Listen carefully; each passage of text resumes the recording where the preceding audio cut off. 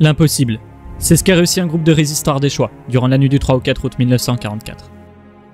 Presque 5 ans avant, le 1er septembre 1939, Hitler donne l'ordre d'envahir la Pologne. Le Royaume-Uni et la France, elles, honorent leur parole de garantir les frontières polonaises en déclarant la guerre à l'Allemagne.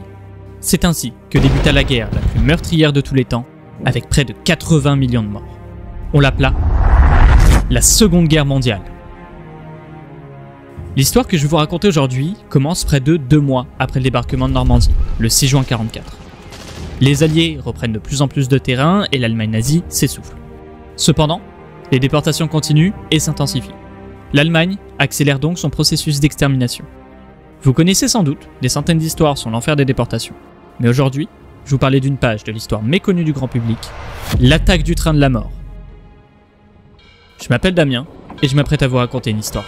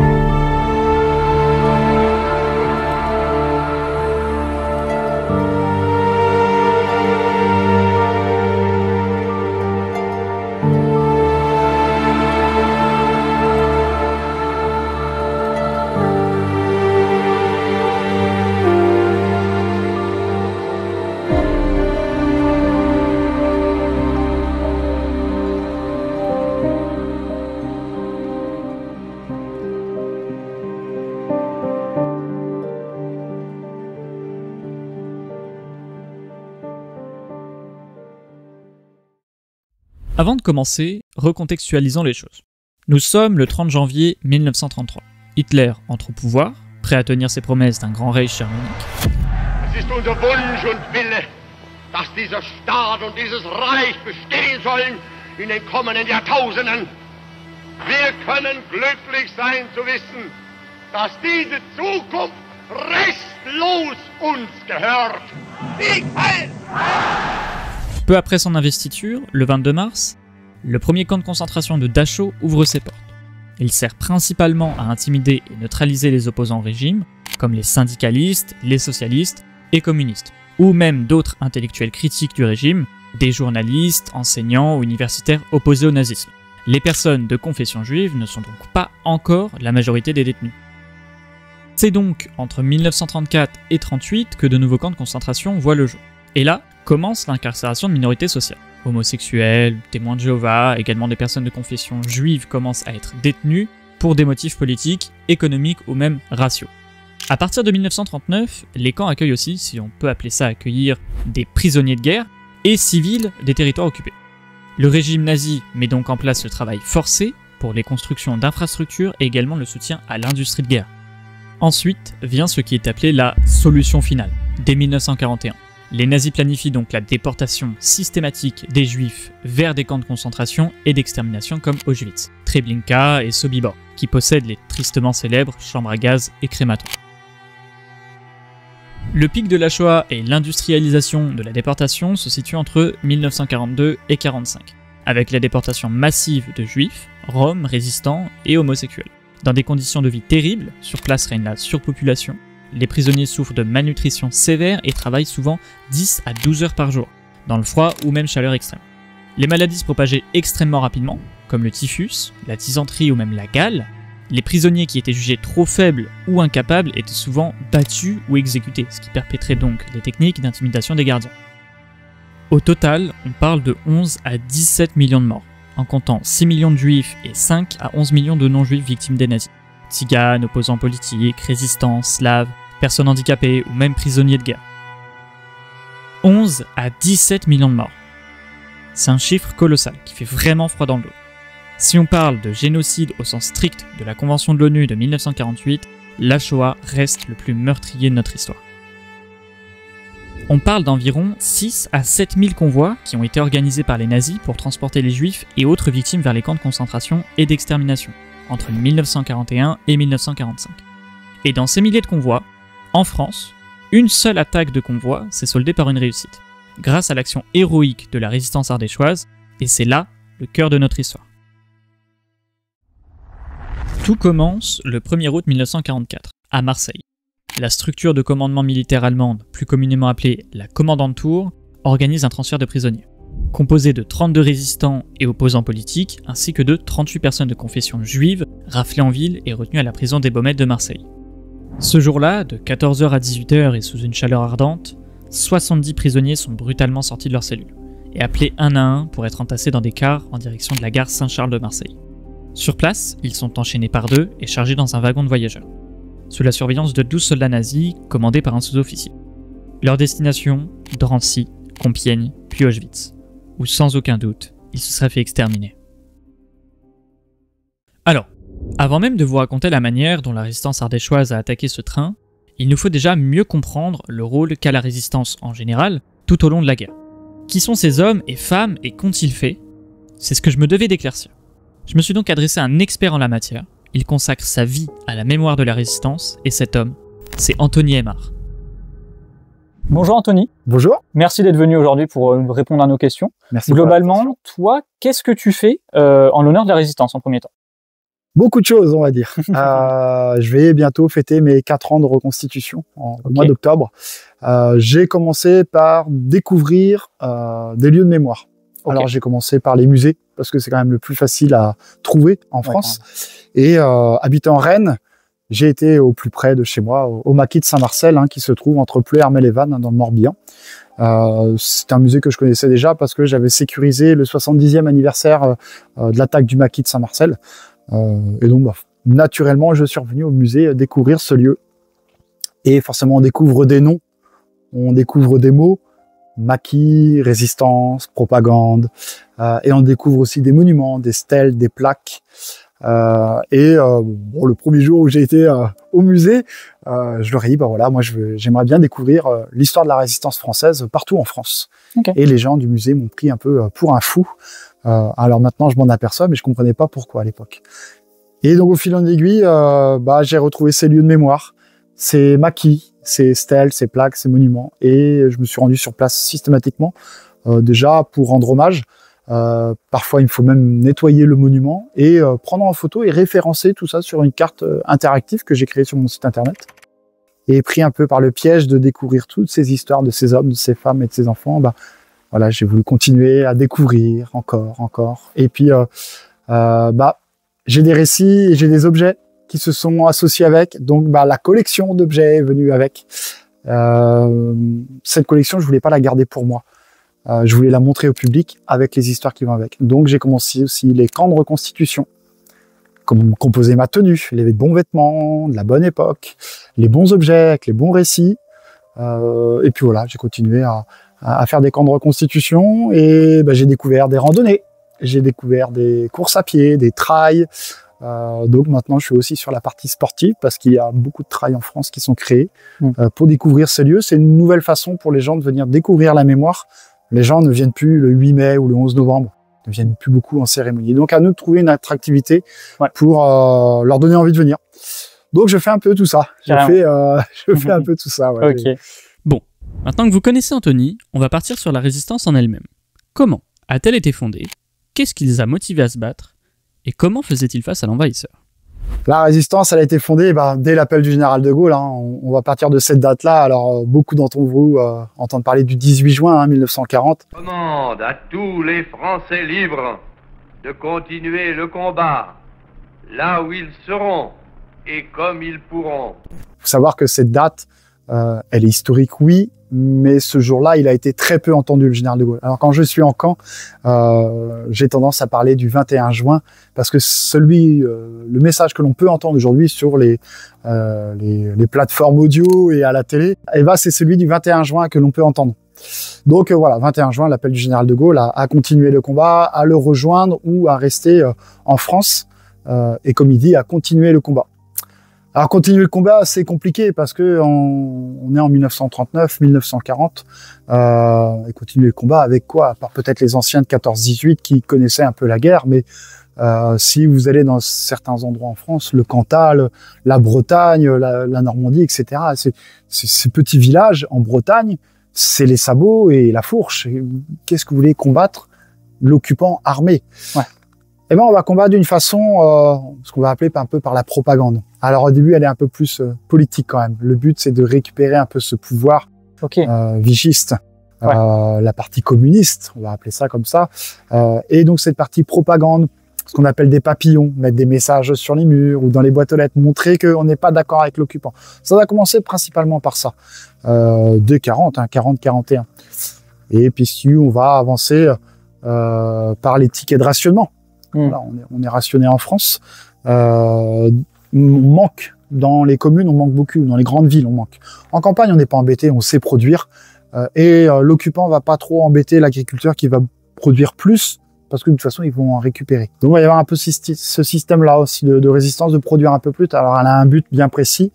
Ça va être de nourrir notamment les pilotes alliés qui ont été abattus et qui sont sur le sol français. Il faut pouvoir les cacher, il faut pouvoir les nourrir et leur faire reprendre des réseaux par l'Espagne ou par l'Angleterre pour rejoindre et retourner au combat.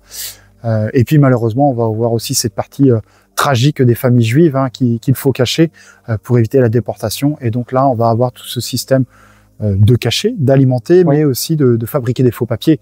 Ne serait-ce que d'alerter dans un village, attention, on va avoir un convoi allemand qui vient récupérer une famille, monsieur le maire ou le professeur ou le notaire du village va les prévenir la famille.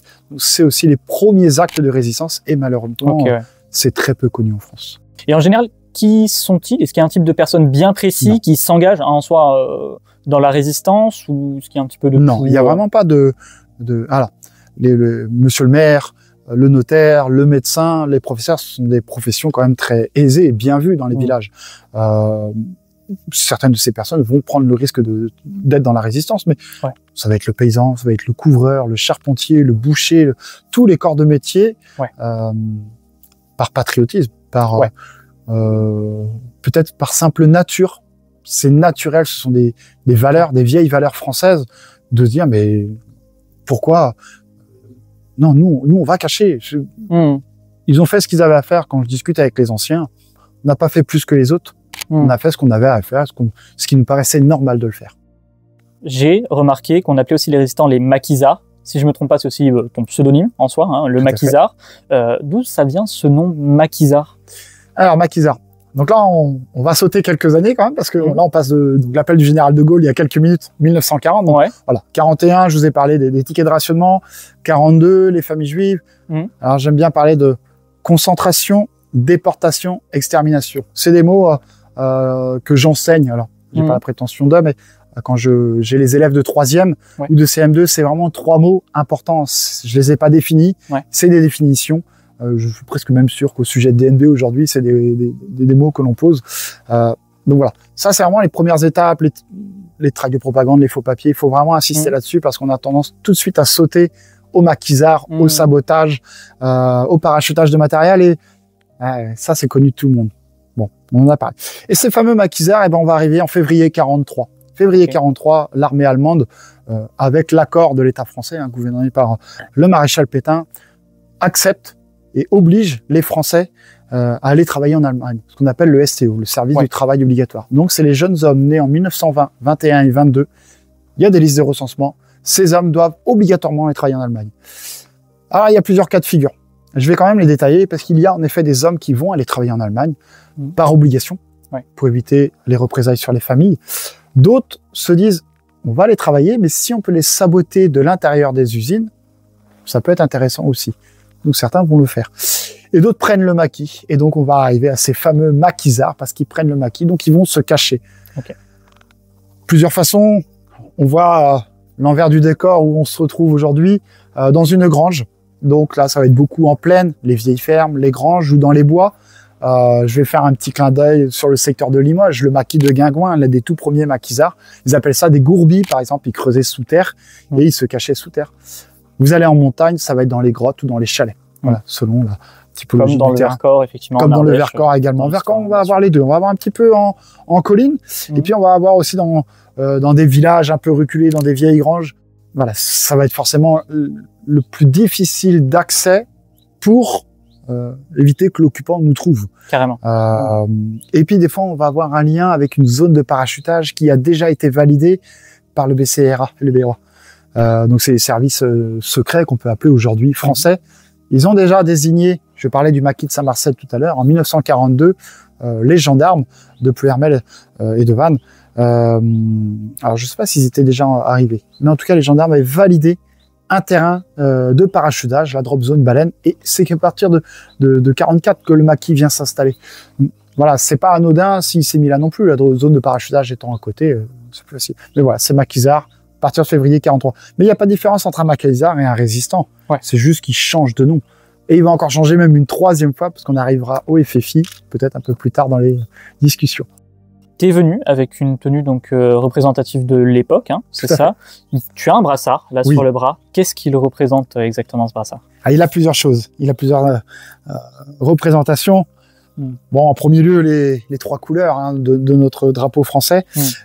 Ces trois lettres, FFI, Force française de l'intérieur, cette croix de Lorraine et ce V de la victoire. Les forces françaises de l'intérieur vont être mis en place on va dire début 44. Disons qu'on va militariser ces groupes de maquisards. Alors, c'est un peu trop brut. Je parlais de maquis de Saint-Marcel, qui est encore un bon exemple. Mais déjà, fin 43, on les a. Alors, leur brassard est complètement différent. Ils n'ont pas assez de matériel parachuté. Mais par contre, il faut bien s'identifier les uns aux autres, quand même, pour être certain que ces hommes fassent bien partie du maquis. Imaginez bien, un maquis de Saint-Marcel, par exemple, c'est 4000 hommes. Le Vercors, c'est entre 4000 et 6000. Ouais. Bon, il y a des plus petits maquis où ils sont une trentaine, ils sont sûrs de se connaître. Oui. Mais des fois, on va avoir des petits nouveaux à arriver.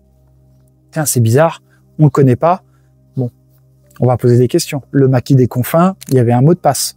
Voilà, la Clusaz, ils arrivaient, ils allaient voir Chocolat et Mafat, c'était les noms de code de ces hommes. Et puis, il y avait le code, c'était 14 juillet. Dans une phrase, il y avait 14 juillet qui était dite. Ok, ça veut dire que ces gens-là pouvaient aller au maquis. Et donc, les forces françaises de l'intérieur, voilà, on va commencer à organiser avec un état-major, avec un chef, des sous-chefs, avec des ordres, avec du relationnel avec le BCRA, avec Londres notamment, avec un radio, avec un chef pour les parachutages. Voilà, c'est vraiment militarisé. Et d'ailleurs, on deviendra des bataillons FFI hein, par la suite. Hein. En Bretagne, ils sont très connus. Là, on se trouve pas très loin de Abbeville. Il y avait aussi un bataillon FFI.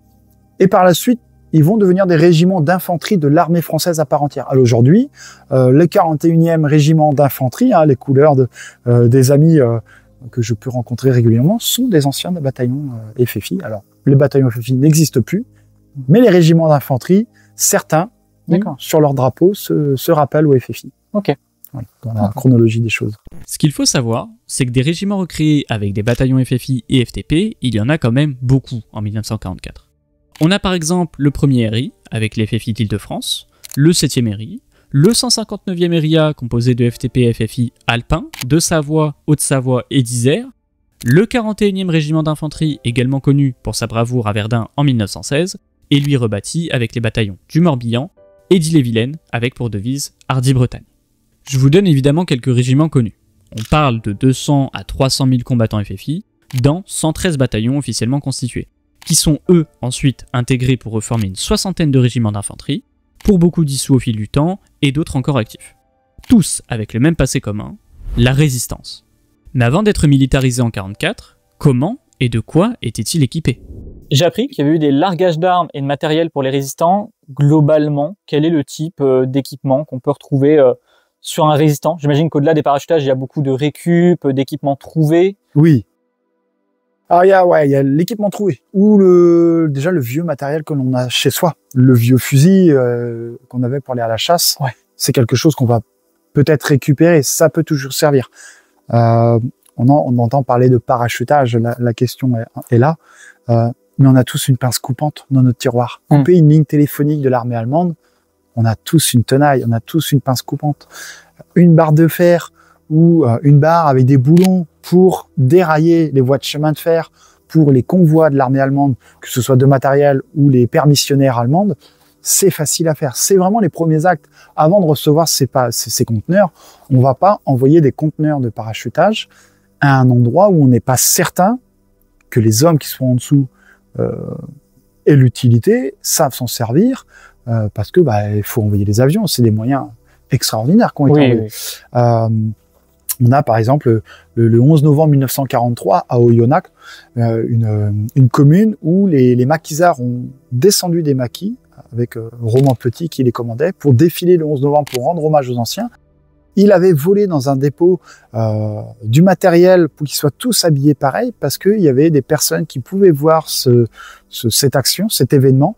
Et quand ils ont vu qu'ils étaient tous bien ordonnés au pas, que c'était carré, ils se sont dit « Ok, ces gars-là, on peut leur envoyer du matériel » parce qu'on voit que dans leur tête, c'est pas une bande de 30 gars qui va faire n'importe quoi. Et donc oui, on a reçu des largages. Alors c'est des gros conteneurs qui font environ 1,80 m de haut, cylindriques. Il existe aussi des paniers en osier. Voilà, c'est l'armée anglaise et l'armée américaine qui les parachutaient sur des lieux bien précis qui avaient été validés. On ne larguait pas au hasard comme ça. Et selon la couleur du parachute, on savait ce qu'il y avait à l'intérieur, par exemple. Le rouge, munitions, explosifs. Voilà, on savait. On pouvait très bien avoir des vivres, des vêtements, donc munitions explosives, comme je viens de le dire, matériel de soins, également des radios, ou de l'argent aussi qui pouvait être pour payer les réseaux, pour renvoyer les pilotes. Il fallait organiser tout ça. Il fallait bien acheter un ticket de train, par exemple. Tout simplement, acheter un ticket de train, c'est pas sur les économies. Donc voilà, ces conteneurs vont arriver. Je vais avoir par exemple l'exemple. Les 4 premiers véhicules parachutés en France ont été le 17 juin 1944, la veille de l'attaque du maquis de Saint-Marcel. Alors vous allez me dire, je rabâche beaucoup le maquis de Saint-Marcel, mais voilà, c'est le maquis le plus proche de chez moi que je connais parfaitement. Puis la chance de pouvoir être en contact avec l'un des 2 derniers vétérans du maquis. Voilà, donc 4 jeeps parachutés le 17 juin 44. C'est la première fois en France que ça arrive. Donc évidemment, il y a aussi des hommes qui peuvent être parachutés. On va avoir les équipages Jetberg. Donc ça va être un Anglais, un Allemand, un Français, on va dire. Et on va avoir les SAS, les Special Air Service, les commandos parachutistes.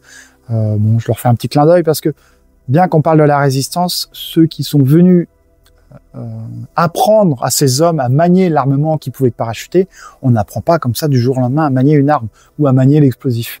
Donc on va avoir ces hommes qui sont venus aider les Jetberg. On va avoir aussi des femmes. Voilà, j'ai récemment fait des recherches sur la plastiqueuse à bicyclette. Je fais le petit clin d'œil parce qu'elle était chimiste. C'est elle qui apprenait aussi aux hommes à comment créer des explosifs avec ce qu'ils avaient sous la main. Et donc ces parachutages, il y en a eu des milliers et des tonnes et des tonnes et des tonnes. Il est très rare de trouver des conteneurs aujourd'hui. C'est vraiment un objet mythique pour la résistance. On en voit dans les musées. Moi, j'ai le plaisir de pouvoir avoir le mien récemment grâce à un ami et de pouvoir l'exposer au public. Donc ouais, c'est un peu l'objet mythique, le conteneur de parachutage. Et quels étaient les types d'actions les plus courants, comme les sabotages, le renseignement, la propagande, ou est-ce que c'est plus des combats armés? On va avoir de tout. Les combats armés, ça va être plus peut-être au moment de la libération de certains villages, où alors on sait précisément qu'on va avoir un convoi important ou une personnalité importante qui va passer à ce moment-là. On va tenter d'attaquer le convoi. Et puis on va appeler ça la guérilla. C'était vraiment le mot à l'époque. On va avoir les pneus crevés dans la rue. On va avoir les croix de Lorraine faites à la peinture dans les centres-villes. Il y a une multitude d'actions. Je vous parlais des lignes téléphoniques. Il y a une multitude d'actions possibles, ne serait-ce que refuser d'aller travailler en Allemagne. Alors, c'est un acte de résistance. Cacher une famille juive, c'est un acte de résistance. Vous voyez un pilote allié qui a été abattu, vous le voyez tomber au sol. Peut-être, quand vous allez arriver, le pilote a déjà pris la fuite, mais ne serait-ce que de cacher son parachute. C'est un acte de résistance. Le but est qu'il ne soit pas découvert. Donc voilà, je cite plein de maquis depuis tout à l'heure, je cite plein de personnes. Là, je reviens du maquis Saint-Clair, par exemple, leur premier événement, il y a début août. Et puis, quand j'ai été invité par Jade, je lui fais un petit clin d'œil, il me dit, mais vous savez, le maquisard, parce que vous l'avez dit, c'est mon alias, c'est pas un gros maquis, hein, il n'y a pas de petits maquis, il n'y a pas de petits résistants, il n'y a pas de grands FFI, ils ont tous fait ce qu'ils avaient à faire. Moi, j'ai la chance de pouvoir honorer leur mémoire et la transmettre. Trouver une stèle avec 5 noms dessus, peu importe ce qu'ils ont fait, c'est un acte de résistance, on doit parler d'eux. Alors ça va être compliqué peut-être de parler de tout le monde, peut-être que j'y arriverai, mais voilà, il n'y a pas de petites histoires. Globalement, avec tout ce qu'on sait maintenant, hein, ce que tu nous as dit, tout ce qui est sabotage, que ce soit propagande, renseignement, même combat armé, etc. Quel impact ça a réellement eu sur le cours de la guerre, sur la défaite de Au l'Axe? tout début, j'aurais presque envie de dire rien. Enfin, comme je vous disais, attaquer un soldat allemand, alors je vous parle pas d'un officier, hein, Oui. attaquer un officier allemand, comme l'officier qui a été abattu à Nantes, les représailles derrière sont monstrueuses pour la population civile. Et c'est pas forcément bien vu. Imaginez, on sait que c'est l'action des résistants des maquisards et il y a 50 personnes déportées dans le village. C'est pas bien vu. Et au fur et à mesure, au début, le général de Gaulle, c'est pareil, il lance son appel. Alors, avec tout le respect que je dois à ce grand homme, mais c'est facile de partir à Londres, d'aller se cacher chez les Alliés, et puis d'appeler à continuer à résister en France. Avec tout le respect que je lui dois, mais on a le maréchal Pétain, qui est quand même un héros de la Première Guerre. Il fait ce qu'il peut, on va dire, hein, en 39, 40, 41. Bon, jusqu'au moment où il serre la main d'Adolf Hitler, où là, ça n'a pas été très bien vu, mais au début, général de Gaulle, la résistance. Mais au fur et à mesure, entre le maréchal Pétain qui autorise nos jeunes Français à aller travailler en Allemagne, les tickets de rationnement, on manque de tout. Le général de Gaulle qui fait appel, et puis il y a quelques actions qui sont menées, ça réussit bien. Les gens commencent à dire, il y a peut-être possibilité de rejoindre cette résistance, le combat armé, la propagande, ça a l'air de marcher. Donc à un moment donné, les gens ont commencé à y croire. Et au fur et à mesure, les groupes, les maquisards ont grandi aussi, hein, ces caches. Et donc ça a eu un impact moral sur l'armée allemande. Alors peut-être pas la SS ou ces grosses unités un peu plus folles, si je puis dire, mais le petit soldat de l'armée régulière allemande qui a 18-20 ans, qui est enrôlé parce qu'il fait partie de l'armée régulière, commence à se dire, c'est bien gentil tout ça, mais on entend qu'il s'est passé quelque chose dans le bois d'à côté. Bon, moralement, on commence à... Et puis, quand on entend parler forcément du débarquement de Normandie le 6 juin 1944, puis le 15 août, et là, ça commence à peser. Il y a le débarquement, mais pendant ce même jour, il y a plein d'actions. Ce même jour, du 6 juin 44, il y a le premier soldat français mort pour la France. On parlait des SAS tout à l'heure. Moi, je fais un clin d'œil parce que c'est important. À Plumelec, voilà. Je parlais d'Oyonnax tout à l'heure. À Amberieu-en-Bugey, les maquisards ont fait sauter 52 locomotives. Il n'y a pas un blessé, pas un capturé, pas un tué. Énorme. De chaque côté. Ils ont même sauté la rotonde. Donc, c'est l'appareil qui permet de remettre sur les rails les trains qui sont au dépôt. En fait, ils l'ont fait avec les cheminots pour éviter que ce soit l'aviation alliée qui vienne tout détruire et tuer énormément de civils. Donc, ils l'ont fait d'eux-mêmes. Ça a évité les renforts allemands. Pareil en Bretagne. Donc, ces actions qui sont pas du tout connues. Moi, forcément, le 6 juin 44, c'est principalement ces actions-là. La Normandie, beaucoup de monde en parle déjà. Je préfère les petites histoires, et c'est un peu pour ça aujourd'hui qu'on se rend compte d'ailleurs, parce que c'est aussi pour ça que tu fais cette interview. Exactement. Donc, ça. Et là, il y a le débarquement, il y a les SAS et les maquisards à Saint-Marcel. Quand ils ont attaqué le maquis, le 18 juin, le premier assaut, ils se sont dit, mais on a quoi en face de nous? Parce qu'en face, c'était équipé, les résistants étaient vraiment équipés, ils avaient reçu du matos la veille, impressionnant. Vers encore un petit peu moins, ça a été un peu plus facile, on va dire, pour l'armée allemande. Il y a le 15 août après, donc moralement, ça commence à être compliqué. Et puis quand on commence à dire on se replie, on recule, bon, c'est psychologique, tout simplement, oui, le moral. Mais il y a eu un réel impact, à partir de fin 43, début 44, et puis après mi-44, forcément, le débarquement a facilité les choses. Comme l'a dit Anthony, au tout début, l'impact de la résistance est minime. Ce n'est qu'après plusieurs mois et de multiples attaques que le moral sur les troupes allemandes en prend un coup, et plus le temps passe, plus les attaques ont de l'ampleur.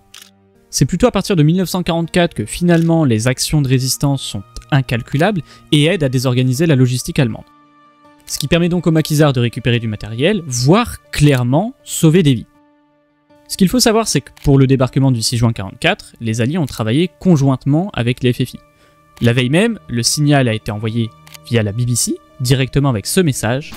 Les sanglots longs des violons de l'automne blessent mon cœur d'une langueur monotone.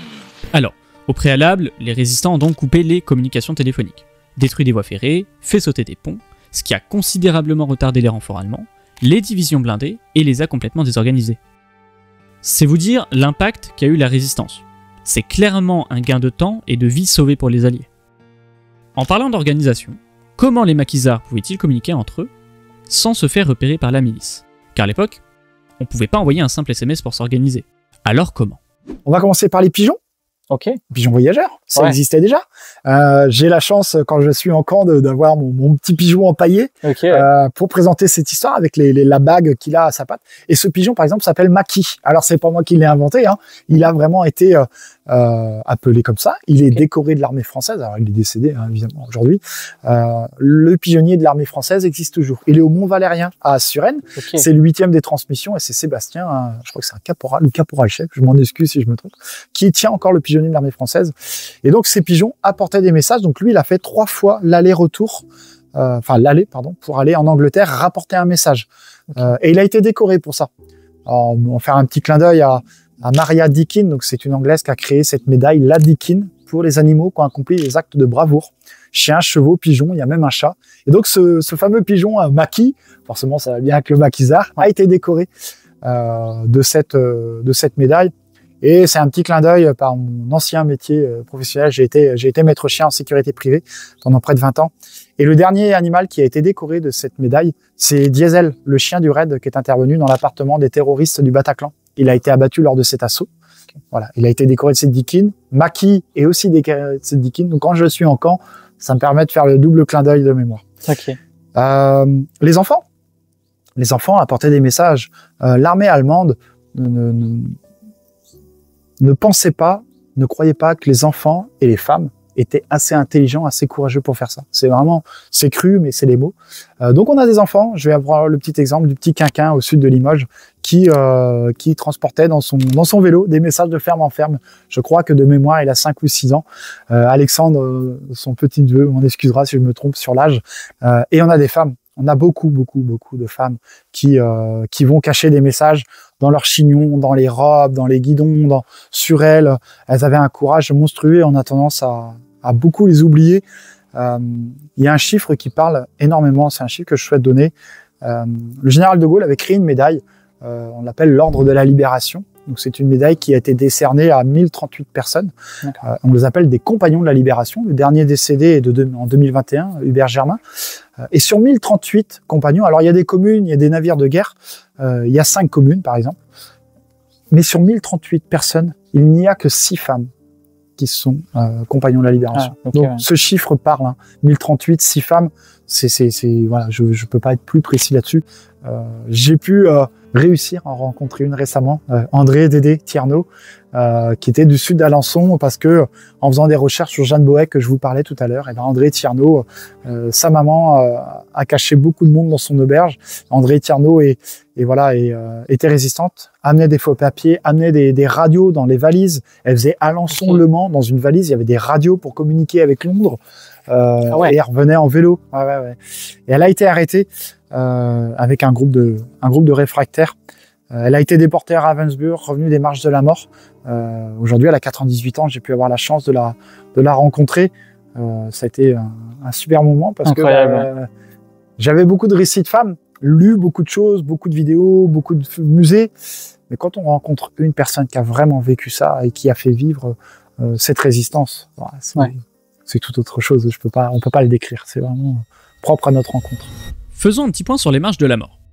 Entre janvier et mai 1945, quand les armées alliées et soviétiques approchent, les nazis évacuent les camps de concentration et d'extermination situés à l'est, comme Auschwitz, Stutthof, Gross-Rosen ou encore Ravensbrück, dans l'exemple qu'a donné Anthony.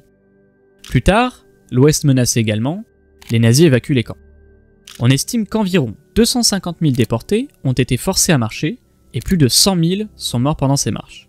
Car ces évacuations se faisaient sur des dizaines voire centaines de kilomètres sous la neige, dans le froid, sans nourriture ni soins. Évidemment, tout prisonnier qui tombait de fatigue ou tentait de s'échapper était directement abattu sur place. Mais justement, on parlait donc des femmes dans la résistance, comme par exemple Lucie Aubrac, pour donner un exemple, qui a fait évader donc son mari, Raymond Aubrac, pour le coup, qui a été prisonnier de guerre, c'est ça. Tout à fait. Est-ce que c'était quelque chose de plutôt rare, les femmes dans la résistance, ou c'est plutôt commun? Oui, il y a dans chaque village, il y a une femme qui a dû travailler pour la résistance, inconsciemment ou consciemment. On parlait des tickets de rationnement tout à l'heure. pour en faire des faux. Alors, il y a bien une différence entre créer des faux tickets de rationnement pour avoir un peu plus à manger que faire du marché noir. Le marché noir est dans un but de s'enrichir. Là, c'est dans le but de pouvoir avoir un peu plus. Et donc, pour avoir des tickets de rationnement, c'est la mairie qui va les remettre. Donc, il faut des tampons de mairie, il faut des choses comme ça. On parlait des faux papiers, il faut aussi ces tampons de mairie. Il faut avoir les cartes d'identité vierges. Et donc, on va peut-être s'approcher de la secrétaire de mairie, tout simplement, qui peut aider à travailler avec la résistance et à fournir ces faux papiers par sa belle écriture ou tout simplement imiter une signature. On va avoir ça. J'ai un exemple très concret, c'est l'une des toutes premières femmes que j'ai découvertes à la plage Bonaparte à Ploua, donc c'est au nord de Saint-Brieuc. Marie-Thérèse Le Calvez était responsable d'un réseau justement, une filière pour les pilotes alliés. Donc certains chutaient un peu partout en France, remontaient à Paris, allaient jusqu'à Saint-Brieuc, Guingamp, Ploua. À Ploua, bonjour la maison d'Alphonse. Il y avait un bateau qui était diffusé à la radio. Hein.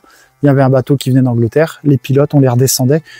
Faut savoir que les falaises faisaient 77 mètres de haut. Donc, fallait quand même pouvoir les descendre en pleine nuit. Voilà, c'était une femme qui faisait ça.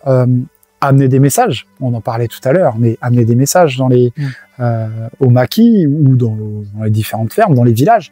Aller prévenir que on a un convoi allemand qui vient chercher une famille juive. Et puis, il y a ce côté où les confidences sous l'oreiller, elles savent le faire aussi. Ok, ouais. Ouais, c'était quelque chose qui pouvait être fait. On a tendance à juger une femme qui va avoir collaboré plus, si je puis dire, avec l'occupant.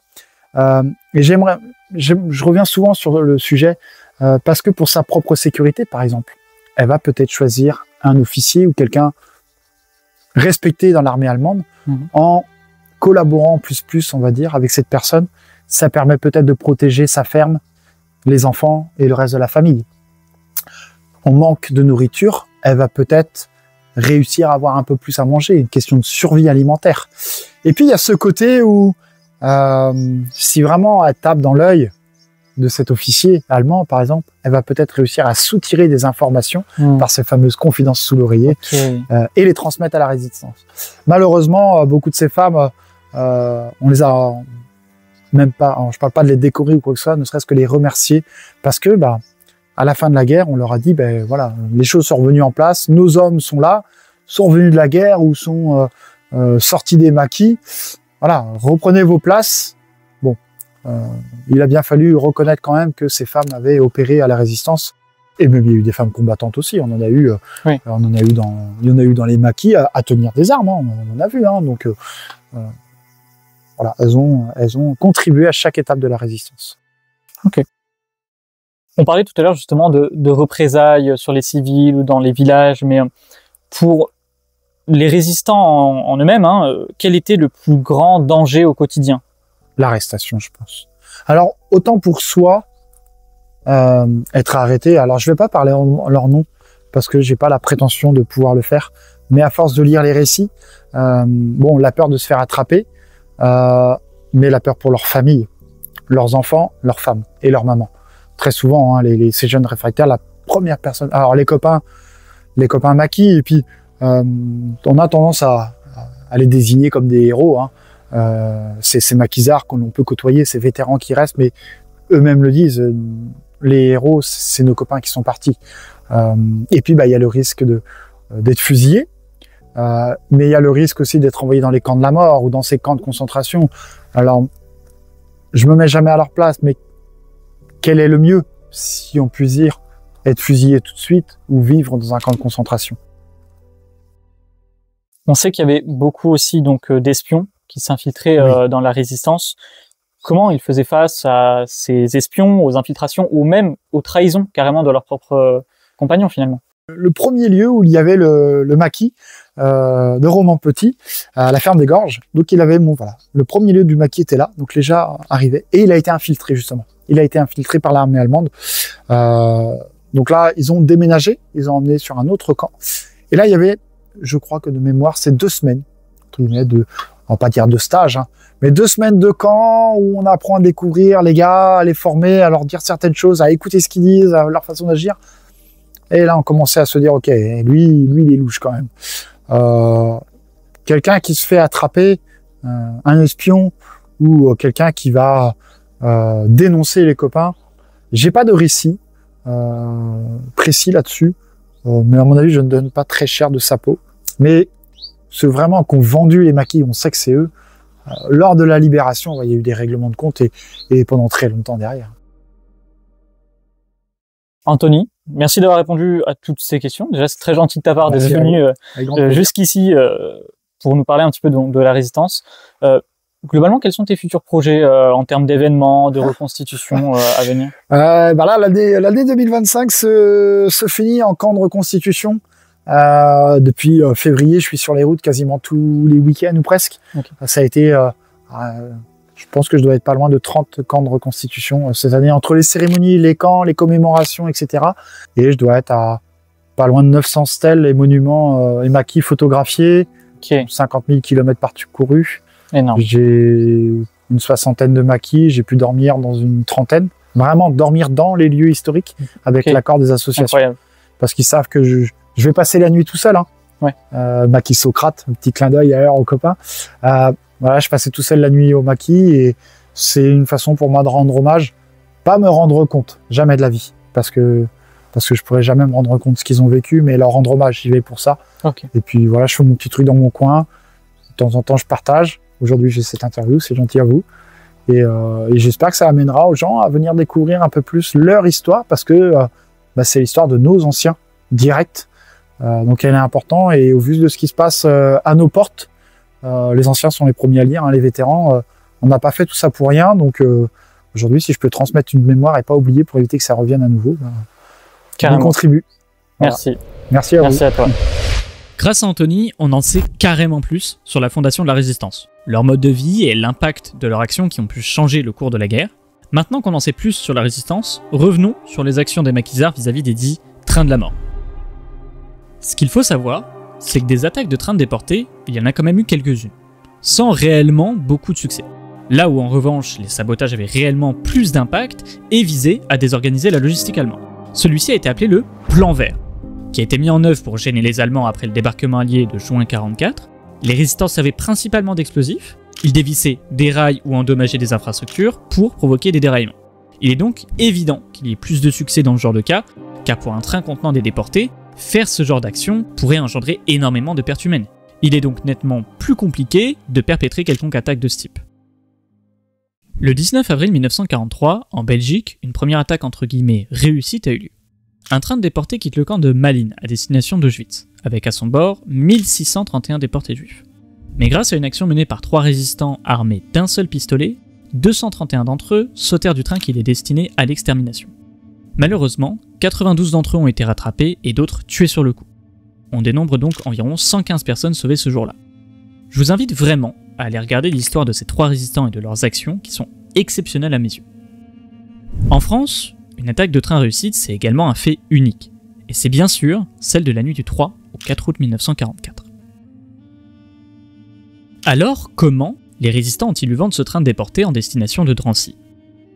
Le train remonte de gare en gare en commençant par Avignon. Au fil des arrêts, les cheminots ravitaillent et donnent de l'eau aux prisonniers. L'un des cheminots, renseigné par un prisonnier de la nature de ce train et du sort qui les attend, trouve le moyen de prévenir la résistance qu'un train de déportés chemine dans la vallée du Rhône en direction des camps de la mort. Alors là, tout s'active. C'est le moment pour les résistants de préparer une attaque, le laps de temps est très court, ils n'ont pas le droit à l'erreur. Trop de vies sont en jeu. Celles des prisonniers, mais aussi les leurs. S'ils ratent leur coup, les prisonniers seront envoyés à la mort, et eux avec. Tués sur le coup ou prisonniers à leur tour. Dans les deux cas, c'est la mort qui les attend. Le 3 août, à 11h45, l'état-major FFI donne l'ordre au corps franc de Marcel Guérelli et un groupe de FTPF de libérer les prisonniers du train. L'opération est alors dirigée par Georges Nova, nom de code Capitaine Norbert, et comprend une vingtaine de résistants, dont Louis Chevalier, le capitaine Escouffier, FTP Lilou, FTP Maus, et représentés sur cette image, René Torgue, René Couy et Maurice Barou. Mais le train repart avant leur tentative. Toutes les gares suivantes sont prévenues, mais les conditions d'interception ne sont jamais réunies. C'est alors qu'à 21h, à la gare de Perrault, une rumeur d'alerte aérienne lancée par un cheminot contraint la locomotive à rester en gare plus longtemps que prévu. C'est donc une chance d'attaquer qui ne se représentera peut-être pas. Sans savoir s'ils allaient revoir le jour, l'équipe d'infiltration composée de Louis Chevalier, Marcel Guerelli, FTP Lilou et Maus, déguisés en cheminots et aiguilleurs, se précipitent et s'infiltrent dans la gare. Lilou et Maus prennent position dans les deux autres locomotives du train et neutralisent chacun un soldat à leur bord. Louis Chevalier, quant à lui, remonte jusqu'à la locomotive de tête et tombe nez à nez avec le conducteur Coste. Il coopère, mais indique à Chevalier qu'il est impossible de rester ici plus longtemps. Un train blindé rempli de 3 à 400 militaires allemands se trouve juste à côté. Il faut donc modifier l'aiguillage pour faire demi-tour jusqu'à Annonay. Les nazis, occupés à garder les prisonniers, ne se rendent compte de rien. Les maquisards ont maintenant une chance de réussir. Le guet-apens se prépare. En renfort, arrivent les unités commando de l'OSS Louise et Betsy, parachutées à l'été 44, pour des opérations de sabotage de lignes ferroviaires et de communication allemandes, en collaboration avec le maquis ardéchois. À l'arrivée du train en gare d'Annonay, le chef du convoi allemand descend pour y reconnaître les lieux. En silence, il est immédiatement fait prisonnier par les maquisards. Mais un sous-officier voit l'agression et se met à tirer en criant à plusieurs reprises le mot terroriste. C'est le moment pour l'équipe de Georges Nova, accompagnée des commandos Louise et Betsy, de mettre leur plan à exécution. Réussir ou mourir. Une énorme explosion retentit. C'est le bruit d'une roquette envoyée par les maquisards pour immobiliser la locomotive. Ça y est, les nazis sont seuls, immobilisés et sans aucun moyen de communication. Après tant de temps, l'attaque commence enfin. Une chance unique de libérer leurs confrères résistants et juifs destinés à la mort. Les Allemands, désemparés après avoir compris ce qui leur arrive, se mettent à répliquer. Et dès ce moment, en un regard, les prisonniers comprennent. Et pour tous, la même question subsiste. Vais-je revoir le jour ? La fusillade éclate, les balles fusent et retentissent dans tous les sens. Quand le convoi est arrivé en gare d'Annonay, il était environ 3 h du matin. Guerelli est arrivé le premier avec ses hommes. Il s'est approché du train et il a capturé immédiatement le chef du convoi qui descendait pour s'informer de la situation. Nous sommes arrivés après là, tout de suite après. Et quand nous sommes arrivés près du train, on a été accueillis par des tirs très importants et nous n'avons dû le fait de ne pas avoir de pertes que parce qu'ils avaient une nuit très noire et qu'ils ne pouvaient pas viser. Quand les tirs ont été moins nourris, on a compris qu'ils avaient moins d'armes, moins de possibilités. À ce moment-là, on a commencé à s'approcher plus du train. À l'intérieur de ce train se trouvait également celle que l'on appelle la petite miraculée, Rebecca Marciano, alors âgée de 16 ans et accompagnée de sa mère. Elle témoigne dans un reportage diffusé par France Télévisions en janvier 2025. Maintenant âgée de 96 ans, pour ne pas oublier, elle met à l'écrit le déroulement de cette nuit-là. La fusillade a duré 2 heures et ma main s'est mise sur moi pour me protéger. Fernande était au courant de tout ce qui se passait et elle nous répétait « Restez couchés, ne bougez pas, ne parlez pas ». Dans son témoignage, Rebecca nous parle d'une certaine Fernande, celle qui les a protégés durant tout ce temps. C'est Fernande Pradon.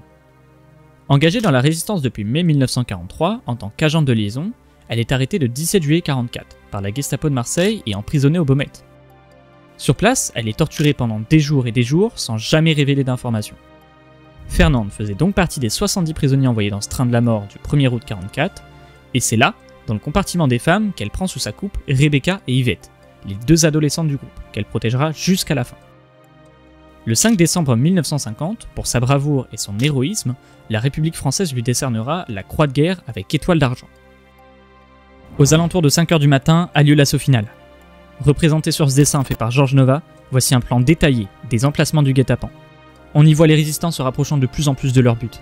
Un groupe a pu se mettre derrière un monticule, un autre a poussé un chariot, enfin on est arrivé très près du train. L'assaut final a été donné. Malheureusement, des prisonniers sont utilisés comme boucliers humains pendant l'assaut. Un témoignage du déporté M. Beaujour, présent dans le train cette nuit-là, nous raconte. Au lever du jour, l'attaque se déclenche. Le maquis fait sauter les 3 locomotives. Les Boches, alors, nous ordonnent de nous dresser et se servent de nous pour les protéger. Ils placent un certain nombre de prisonniers debout dans les couloirs, contre les vitres et d'autres dans les compartiments. La bataille fait rage. Dans notre compartiment, le Boche tire entre nous. Le premier de nos camarades est blessé. 7 balles dans le bras et un éclat de torpille. La bagarre est à son maximum. Les femmes pleurent et crient. Un autre de nos camarades, Schwartz, est blessé mortellement par une rafale de mitraillette dans la poitrine. Elle était destinée aux Boches. Dans le couloir, 2 de nos camarades sont tués, 2 autres blessés. Dans notre compartiment, nous restons 4 valides. Soudain, le Boche est touché. Le gars du maquis ne l'avait pas raté cette fois. Il chancelle. Nous nous emparons de sa mitraillette. Quelques minutes encore, puis le combat s'arrête. Les Boches se rendent, mais leur mauvaise foi coutumière s'affirme sur les gars du maquis qui s'avancent en ayant vu le mouchoir blanc hissé. Un Boche décharge son arme. Mais fort heureusement, il ne blesse personne. C'est un cri de délivrance générale. Tout le monde exulte. On va chercher des marteaux et on brise sur les rails les chaînes qui nous attachent. Les gens d'Annonay, qui étaient cachés pendant la bataille et croyaient à une attaque des Allemands, la ville, étant déjà libérée depuis quelques jours par le maquis, sortent. On s'embrasse, on pense les blessés. C'est un délire. Une vibrante Marseillaise éclate.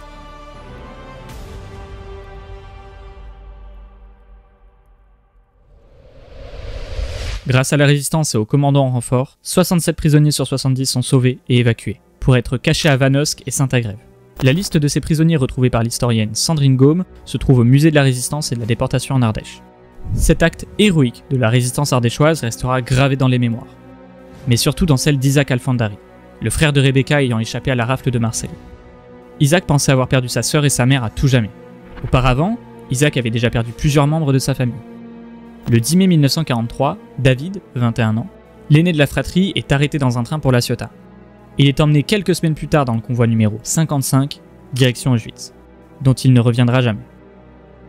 Le 8 juillet 1944, Gabriel, son père, est arrêté avec Vida et Rebecca, au domicile familial. Fort heureusement, la petite Judith, 13 ans, fille cadette, est prévenue de l'arrivée de la Gestapo par son père et s'est enfuie par derrière. Gabriel, quant à lui, est envoyé dans l'un des derniers grands convois vers Auschwitz, le numéro 77. Composé de 986 adultes et 324 enfants. Isaac et Judith se retrouvent alors livrés à eux-mêmes dans l'espoir de revoir leur famille un jour. Isaac, aujourd'hui âgé de 100 ans, raconte ce jour miraculeux de leur retrouvaille. Rebecca et ma mère, j'étais persuadé qu'elles étaient malheureusement en Auschwitz et qu'elles étaient perdues. Et c'est là que j'ai découvert le miracle. Chaque fois, je suis remué. Le mazal, on dit chez les Juifs, le mazal, la chance. Quelques jours plus tard, avait lieu la libération de l'Ardèche le 12 août 1944, grâce aux actions des maquis ardéchois et commandos sur place. Plus tard a lieu le débarquement de Provence le 15 août avec plus de 350 000 hommes débarqués, dont 250 000 Français, accompagnés de plus de 100 000 tirailleurs algériens, sénégalais et de gommiers marocains. Paris est ensuite libéré le 25 août et met un terme à 4 années d'occupation de la capitale française. Le 27 janvier 1945, les soldats de l'armée rouge entrent dans l'immense complexe concentrationnaire d'Auschwitz. En avril, les troupes anglo-américaines libèrent les camps de Buchenwald, Dachau, Mauthausen et Bergen-Belsen, dont l'horreur dépassait tout ce qu'ils pouvaient imaginer. Pas à pas, le monde découvre l'horreur des camps de concentration et d'extermination. Et sans le concours de la résistance ardéchoise et des commandos sur place, un nouveau train de la mort serait arrivé à destination. Alors, pour honorer la mémoire des millions de déportés et exterminés durant cette guerre, ainsi que la mémoire des résistants et des alliés ayant risqué et même sacrifié leur vie pour celle des autres, je vous demanderai à vous, derrière vos écrans, une minute de silence, en contemplant les images de ces hommes et femmes à qui l'on doit le plus grand des respects.